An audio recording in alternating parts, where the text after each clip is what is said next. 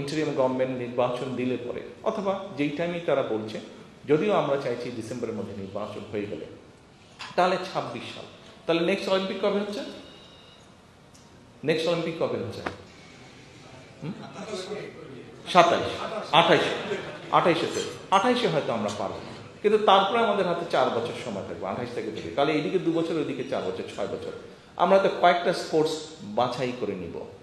এই কয়েকটা স্পোর্টসে নেক্সট 6 বছর আমরা এমফেসাইজ দেবো, সব রকমভাবে আমরা করবো, যাতে কিছুটা কিছু ওখান থেকে আমরা বের করে আসতে পারি। আরও এরকম ইন্টারন্যাশনাল যেগুলা গেম আছে সেগুলাকে আমরা টার্গেট করব।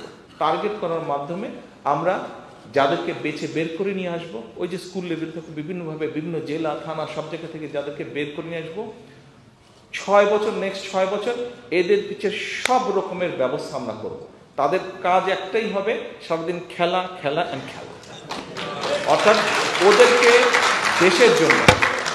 ওদেরকে দেশের জন্য একটা সুনাম বয়ে নিয়ে আসতে হবে, এবং যেহেতু তারা দেশের জন্য সুনাম বয়ে নিয়ে আসবে, সেই জন্য দেশের এবং বিশেষ করে একটা সেই সময় যে সরকারটা থাকবে, সেই সরকারের দায়িত্ব হচ্ছে ওদের সব রকমের দেখভাল করতে হবে। ওদেরকে যাতে, যেমন কিছুদিন আগের ঘটনা, এটি নিয়ে গতকালকে আমরা আলাপ করছিলাম।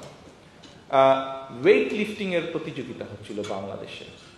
তো ওয়েট লিফটিং এ যে মানুষটি জিতেছিল,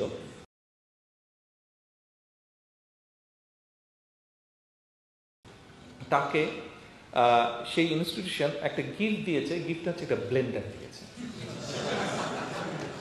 মানে সেই ব্লেন্ডিং এর মধ্যে জুস বানিয়ে খাবে যাতে আরো ইয়ে হয়। কিন্তু স্বাভাবিকভাবে যেই মানুষটা কষ্ট করে 3 বছর প্রিপারেশন নিয়ে ওই জায়গায় এসছে এবং জিতেছে, বাস্তবতা যেটা বিচার সেটা হচ্ছে যে তাকে তো ওটার পাশাপাশি কাজও করতে হয়েছে।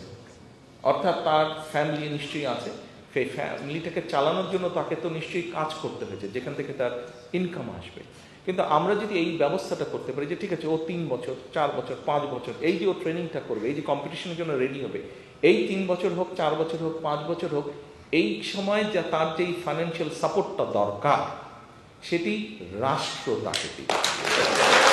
সেটি ওয়েট লিফটিং এর ক্ষেত্রে হতে পারে, সেটি ক্রিকেটের ক্ষেত্রে হতে পারে, সেটি ফুটবলের ক্ষেত্রে, অর্থাৎ আমরা যাদেরকে বাছাই করে নেব যারা দেশকে রিপ্রেজেন্ট করবে ইন্টারন্যাশনাল এরিনাতে, যারা দেশকে রিপ্রেজেন্ট করবে, তাদের সকল দায় দায়িত্ব রাষ্ট্র নেবে, একটা সার্টেন টাইম পর্যন্ত রাষ্ট্র নেবে।